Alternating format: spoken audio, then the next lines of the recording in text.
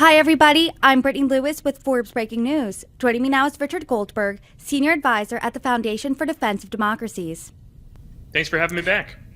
Of course, and fighting resumed in Gaza after a week-long ceasefire between Israel and Hamas. So can you walk us through what happened? Why did these talks break down? Yeah, obviously Israel was engaged in its military operations for several weeks following its beginning of the invasion of Gaza after the October 7th massacre. And it had decided to take a pause to be able to get hostages out.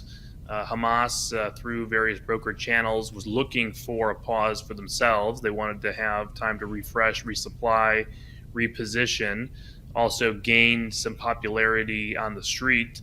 We saw, obviously, part of those exchanges, not just Israeli hostages being released, but Israel also agreeing to release terrorists who they had put in Israeli prisons, being let out to a great fanfare in the West Bank and East Jerusalem. And so Israel had said it would continue that pause so long as it kept getting its hostages out.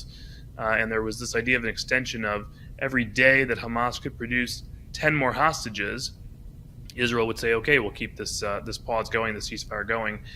Early this morning, right before that deadline was to expire on 7 a.m.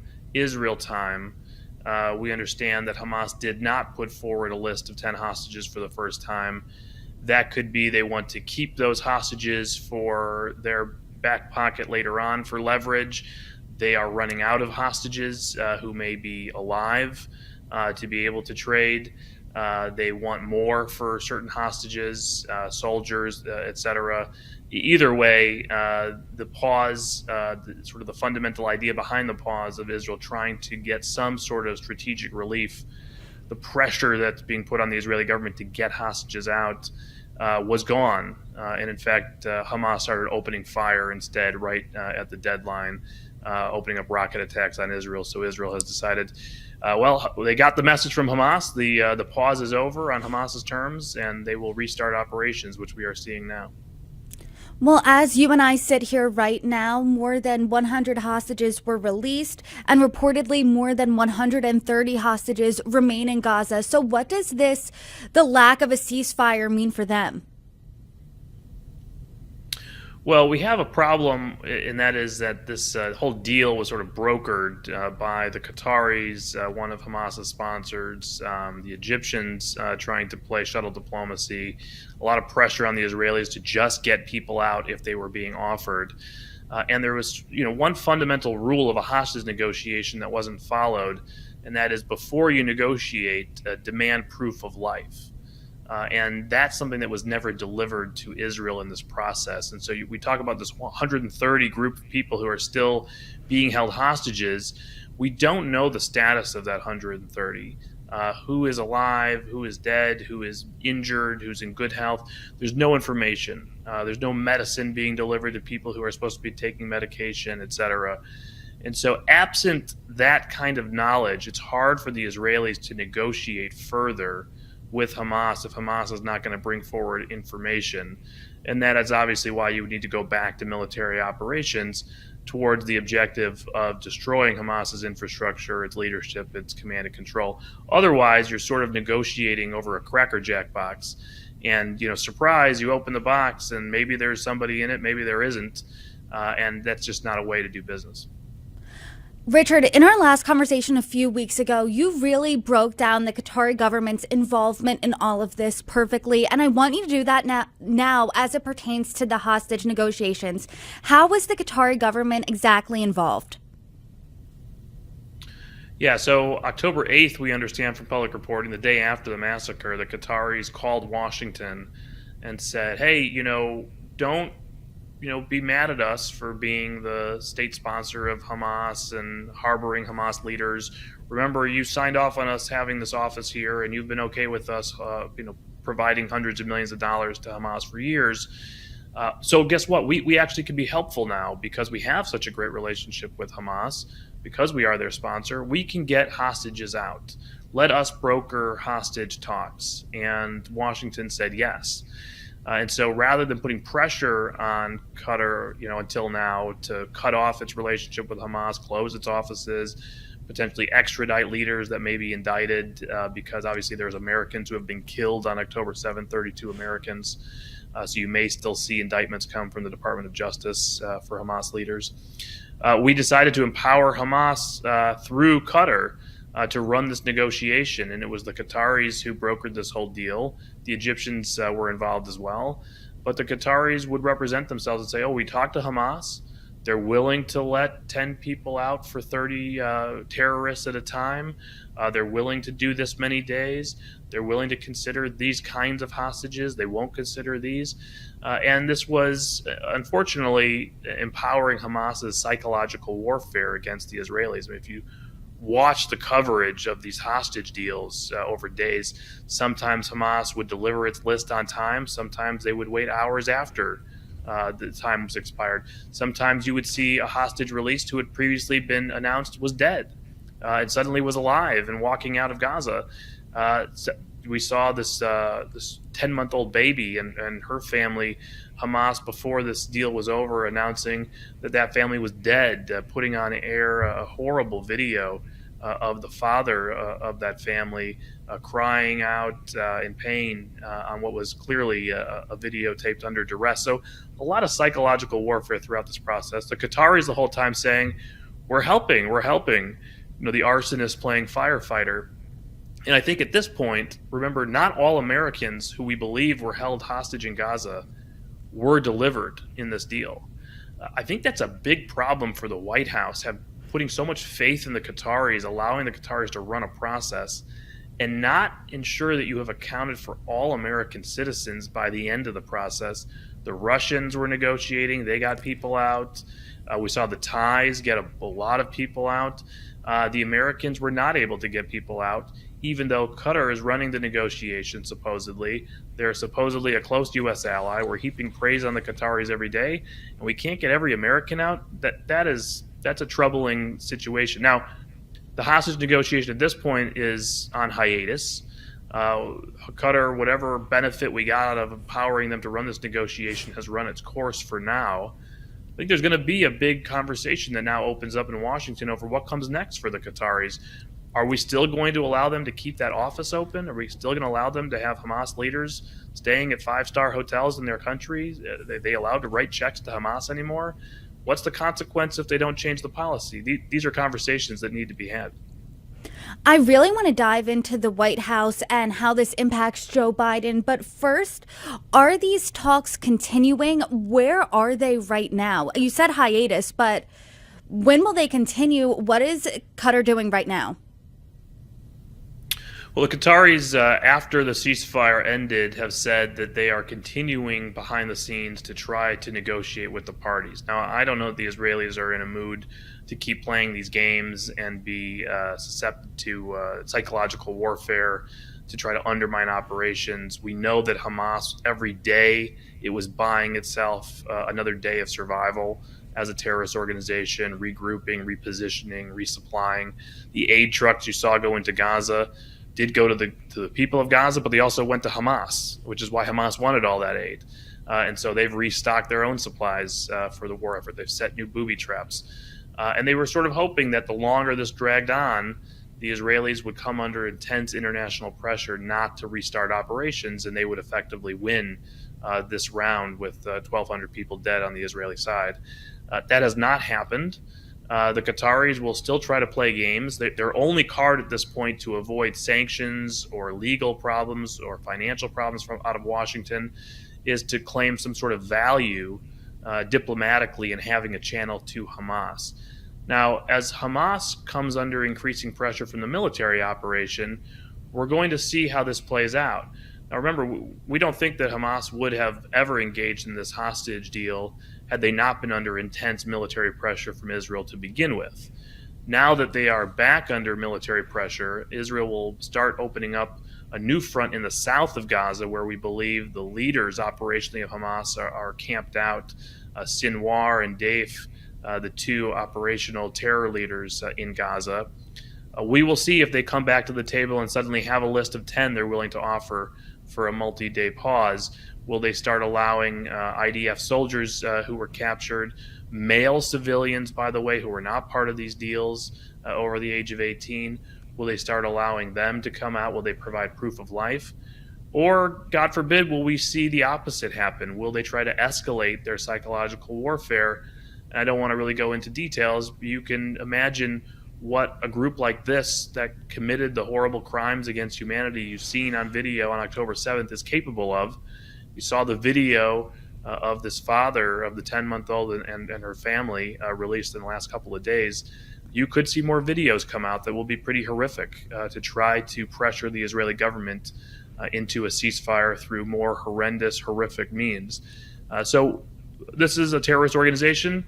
They are pure evil. They want to destroy Israel. They're capable of anything. And so I think the most important thing to focus on is not what comes next on the hostage negotiation. I think it's more important to focus on what comes next for Israel's military objectives of finally dismantling Hamas. I do want to talk about that because you just posed a lot of questions, a lot of different scenarios. What we do know is that Hamas is employing psychological warfare. Just the reports of what the hostages are saying, what happened to them, that we know so far are just, there's really no words to describe them. So what do you think is Israel's next move here? No, you're right. And quite frankly, if Hamas thought that it was going to gain a benefit by releasing that video of the father and claiming that the 10-month-old and her family were dead, I think the opposite happened. I think the resolve in Israel was reaffirmed that they weren't going to be held hostage by the psychological warfare, that they were going to continue on the battlefield until their military objectives were secured. You're right. We've heard some horrible stories coming out from the hostages. People started saying, "Oh, look, they're smiling as they're coming out with the Red Cross. They must have been treated well."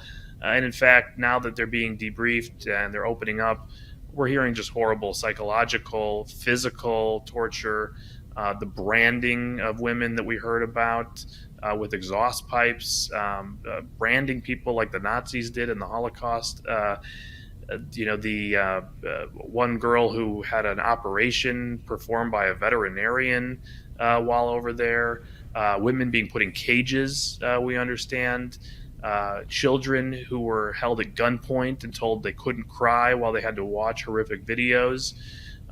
One child who was really trained psychologically to whisper and not talk out loud, her father trying to get her to speak. These are horrific stories, but it shouldn't surprise us. If you watched any of the coverage of October 7th, you've seen the videos of what Hamas is capable of. This is not a surprise, sadly. And it should reaffirm for all of us the righteousness, justification of Israel's military operation aimed at destroying this evil and ensuring it cannot return for another October 7th in the future. And when you put that into perspective and you think that Americans are still potentially being held hostage right now and are alive, I mean, you can't even imagine. But what does this do to Joe Biden domestically? Because we've seen that Putin was able to get Russians out. So what does it say that all Americans are not out yet? Well, I think that our strategy is broken. You need to reevaluate your strategy at this point. Who did the Russians talk to? Who did the Thais talk to? They talked to Iran. They didn't talk to the Qataris. They didn't talk to Hamas. They talked to Iran. And Iran, which is the chief sponsor of Hamas ultimately, the chief terror sponsor, the architect of all of this, not just Hamas, obviously, but Hezbollah in the north of Israel, the Houthis in Yemen that you've seen, the militias in Iraq and Syria attacking Americans, other terrorist organizations that operate in Gaza and in the West Bank. Iran is the one that told Hamas, you go release the Thais, and we'll publicly say that the Thais came to Iran and this is a humanitarian gesture. You go and release these dual citizen Russians, and we'll say it's a favor to Putin, our ally. And so the U.S. right now, unfortunately, is still in sort of this nuclear extortion deal with the Iranians that started earlier in the year, where we're opening up spigots of cash to try to keep them under a certain threshold on their nuclear side. That, unfortunately, is leading to all the terrorism that we've seen. throughout the Middle East, including October 7th. And so the first thing we should do is reevaluate our Iran policy and be putting maximum pressure back on Iran, which has been relieved over the last couple of years. We then have to look at the other sponsors of Hamas where pressure can be brought to bear. The Qataris. Maybe it was a mistake. I think it was to heap praise on the Qataris instead of putting maximum pressure on them to deliver all Americans during this period. Whether the Qataris want to claim that Barack Obama in 2012 signed off on this idea of them hosting Hamas as an office and nobody has told them to stop doing it ever since, whether or not that is true, all assumptions are reset after October 7th. There should be no country providing safe harbor and sponsorship to this organization. And if the Qataris want to have a good relationship with the United States, if they want to continue hosting a major airbase, if they want to continue to have their commercials on TV for Qatar Airways and how luxurious and wonderful Qatar is, if they want to keep having sports events like the FIFA World Cup, then they need to get all Americans out and they need to do everything possible to deliver all the other hostages. They haven't done that. So I think all of this points to the need to reevaluate strategy, policies, and ensure they're most effective in delivering the outcomes that benefit the United States. And speaking of strategy, Secretary of State Antony Blinken was just in Israel this week. What do you think the impact of that visit was? Well, I read his speech, his remarks. There was a lot of leaks, obviously, that came out of his meetings with the security cabinet. And I think you saw two different Tony Blinkens in one appearance. On the one hand, he makes very clear that the United States continues to support Israel in the mission of removing Hamas from control of Gaza, squarely puts the moral clarity in full view that Israel is the righteous party here, has the side of morality on it, the justness, the legal authority to do what it's doing, and that Hamas is merely this barbaric terrorist organization.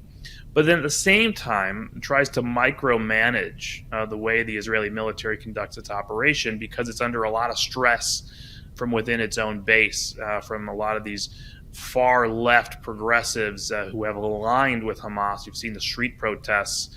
You've seen the college campuses. You've seen the reports that inside the administration, a lot of their mid-level political appointees standing with Hamas against Israel.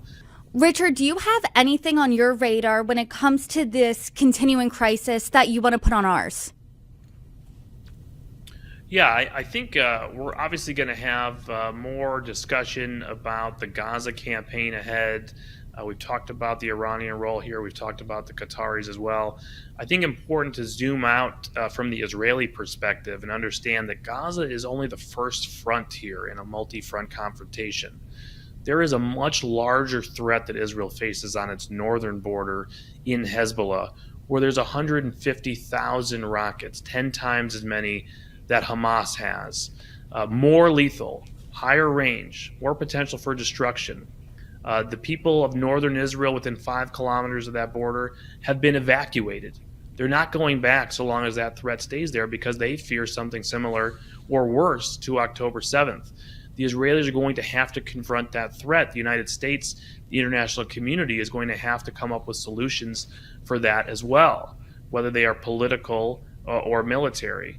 We've seen continued violence from Iran-backed cells, Hamas-controlled areas of the West Bank. Remember, Hamas is not just in Gaza. They control Gaza, but they're also in control of many areas, cities, neighborhoods in the Palestinian Authority as well. What is going to happen there? And then, of course, we have other Iranian terror groups and proxies like the Houthis in Yemen, where we've seen ballistic missiles, cruise missiles, drones being fired, ships being seized on the Red Sea, not just a threat to Israel, but to international maritime shipping and all of our businesses. So I think we have a lot more to do here on the Iran threat network through the region. Israel is going to have to confront all of these threats. Gaza is just the first place. That alone is going to take several more weeks or months. But what comes next on the north and even farther away from Israel, I think, is just as important for us to be talking about.